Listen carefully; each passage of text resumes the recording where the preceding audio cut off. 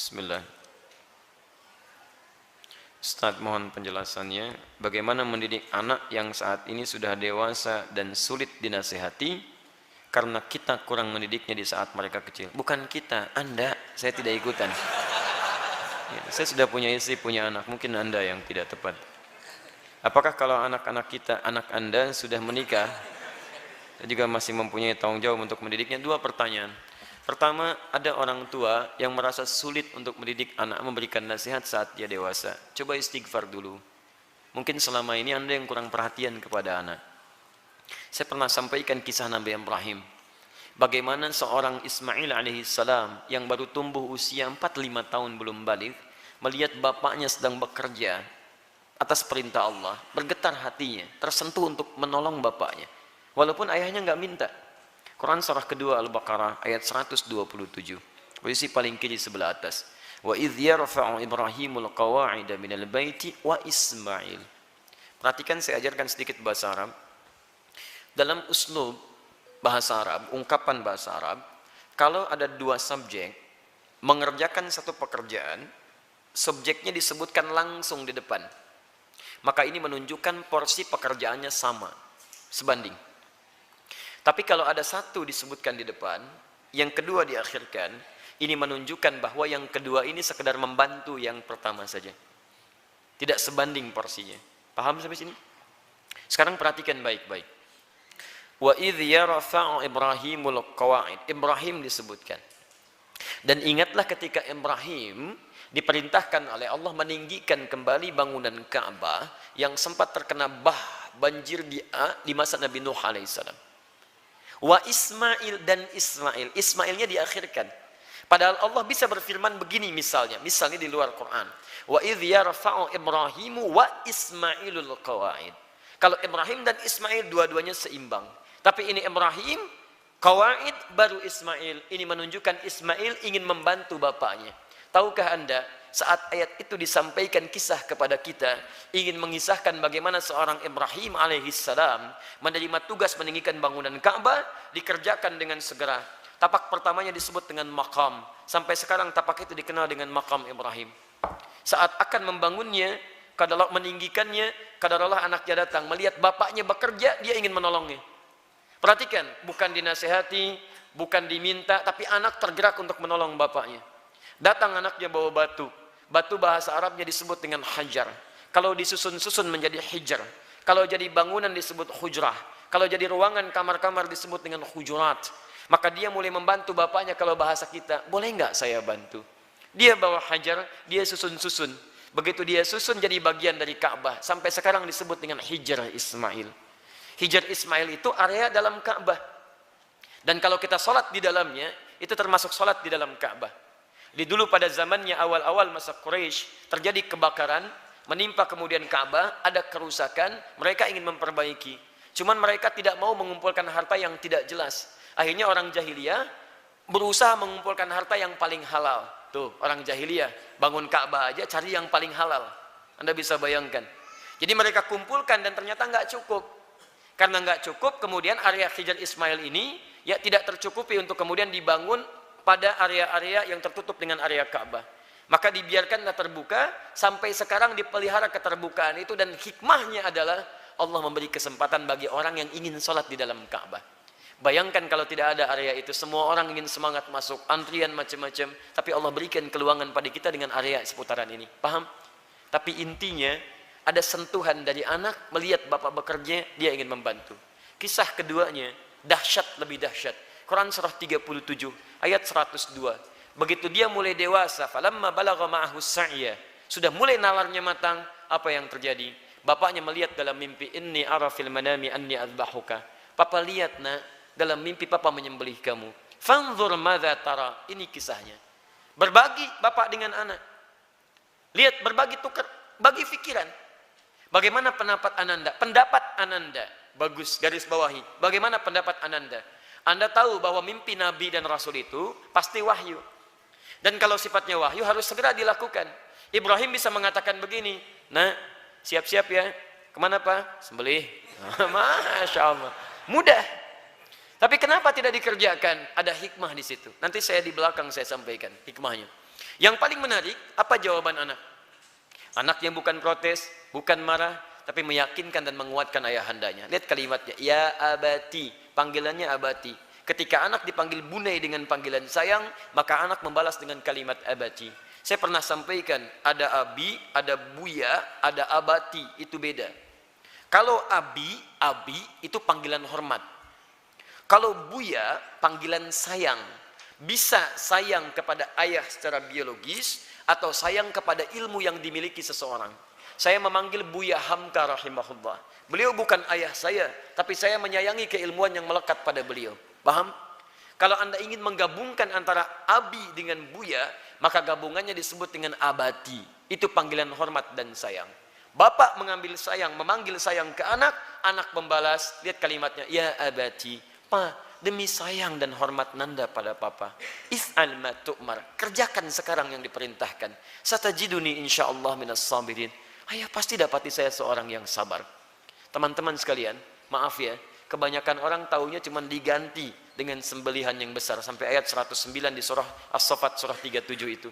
Tidak banyak orang tahu ada peristiwa yang begitu menyentuh di balik proses penyembelihan itu sehingga diganti dengan kibas yang luar biasa itu.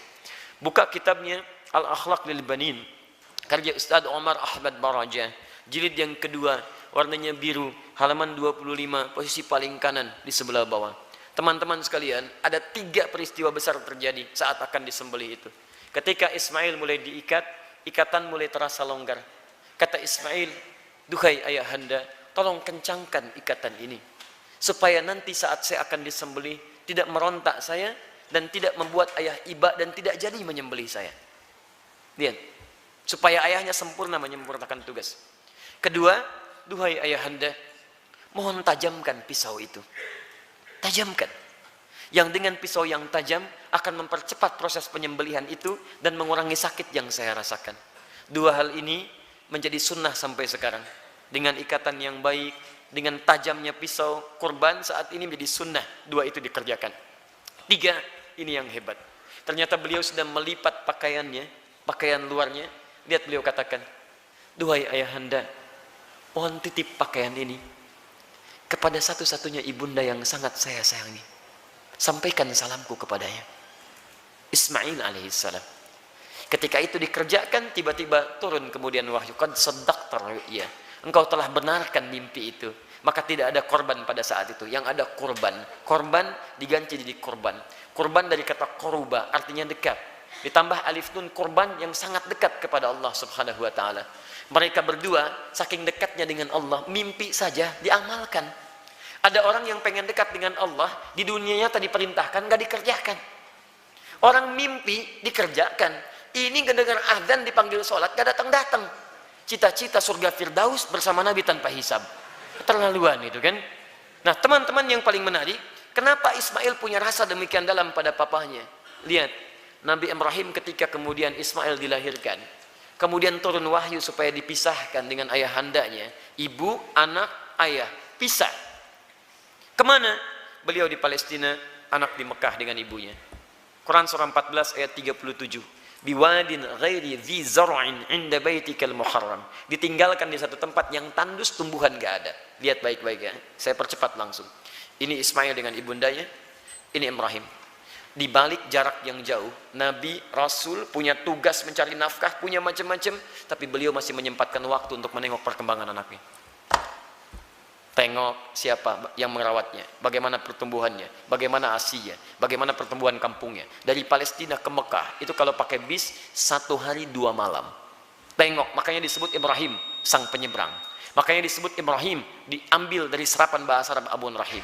Yang paling hebat, kenapa itu bisa terjadi dan bagaimana feedbacknya kepada kita semua, kita lanjutkan setelah menunaikan salat isya berjamaah. Kita coba lanjutkan, pemirsa dimanapun Anda berada. Kesulitan nasihat yang diterima oleh anak terkadang bukan karena anak itu tidak mau mendengar nasihat orang tuanya, tapi seringkali diakibatkan karena orang tua tidak memiliki perhatian yang cukup kepada anak sebelumnya. Perhatikanlah bagaimana Nabi Ibrahim, seorang nabi, seorang rasul, seorang ayah yang dengan segala kesibukannya itu masih memberikan waktu yang luang untuk bermain, mengamati dan hadir dalam keadaan dan permainan anak-anaknya. Sehingga apa yang terjadi, walaupun tinggal beliau di Palestina, anaknya berada di Mekah, itu masih tetap bisa mengontrol, Pak. Beliau melihat bagaimana lingkungannya, perkembangannya, mainnya, tentang asiknya, tentang kisahnya. Sehingga ketika orang tua hadir dalam dunia anak, anak tidak merasa kehilangan dengannya. Itu yang dimaksudkan di Quran surah ke-31 ayat 13 sampai ayat 19 itu. Ada 4 pendidikan dini yang harus ditanamkan pada anak sejak awal, sehingga anak itu akan mudah nanti mendekat kepada Allah, dekat dengan orang tua, dan bergaul balik dengan lingkungannya. Ayat 13-nya pengajaran tentang tauhid, ayat 14 sampai 15 mengajarkan tentang bagaimana pendekatan anak dengan kedua orang tuanya. Ayat selanjutnya mengajarkan tentang bagaimana pendidikan salat ditanamkan sejak dini, dan yang keempat tentang akhlak supaya dia dekat dengan lingkungannya. Nah, ini kadang-kadang yang kita lupa. Mohon maaf, kita itu bukan nabi, rasul juga bukan. Surganya tidak sedekat Nabi Ibrahim. Maaf, gelar kita bukan Khalilullah, bukan Abul Anbiya. Sesibuk apa sih? Kadang-kadang pekerjaan berangkat gelap, pulang gelap, anak tidak bisa terlihat dengan baik.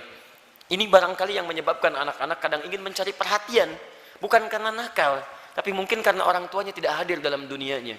Yang jadi persoalan. Saya mohon Bapak Ibu sekalian, kita sudah punya pengalaman yang sama. Ya, setiap Anda pulang ke rumah, anak kan tidak akan menyebut dengan profesi Anda. Anda jadi direktur di kantor, tapi di rumah anak Anda itu mengharapkan ayah, bukan direktur. Pernah Anda pulang disambut oleh anak, Pak Direktur, Masya Allah, hebat kalau begitu Anda. Saya selama ini pulang ke rumah, anak kami masih kecil-kecil. Sejak dia usia 3 tahun, anak yang pertama, itu menanti depan rumah. Gak pernah saya pulang sampai ke rumah dibuka, sampai hari ini dengan adiknya. Kalau menyambut kami, datang dia berdua, tidak pernah memanggil sampai hari ini, Ustadz, tidak. Ternyata mereka menunggu ayahnya gitu. Satu kejadian, karena tahu saya sering kali pulang malam, dia siangnya tidur. Banyak dia tidur, supaya tunggu malam saya datang. Ternyata kadang ingin menampilkan sesuatu, ingin menyampaikan pesan tertentu. Kadang ingin menyampaikan pesan bahwa saya sudah menghafal surat 8 jam tunggu-tunggu itu. Antum juga begitu.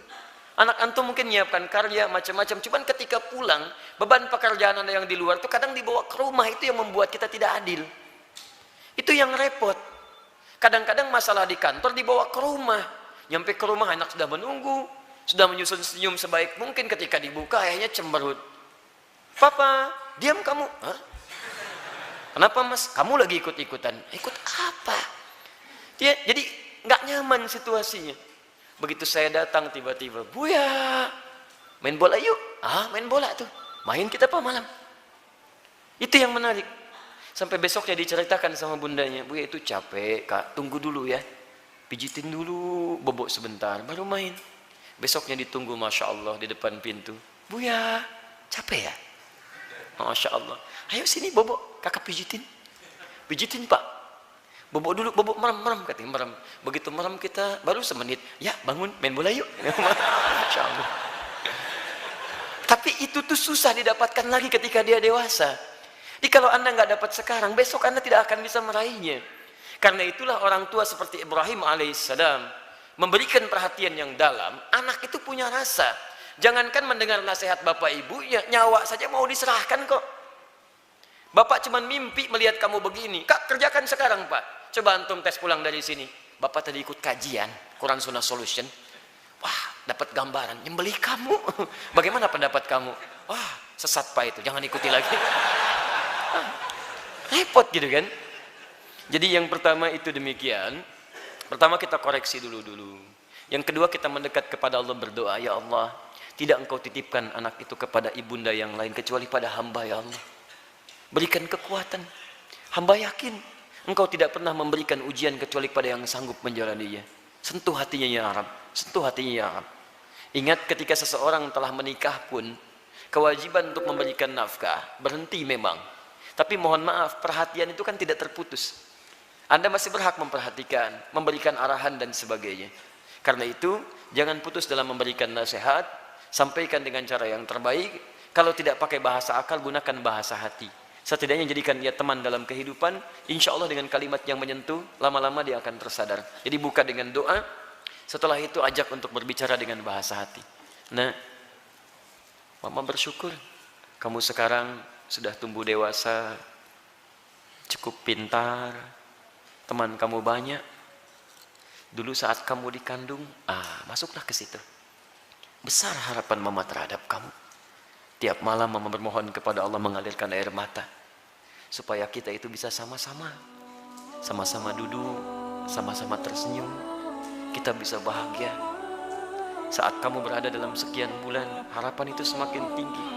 Ayah menambah peluk keringatnya supaya kamu bahagia. Kami berdoa supaya kamu tidak seperti kami, makannya mungkin terbatas dan sebagainya. Pelan-pelan sampai sudah masuk ke dalam jiwanya, baru antum sampaikan nasihat-nasihat kebaikan.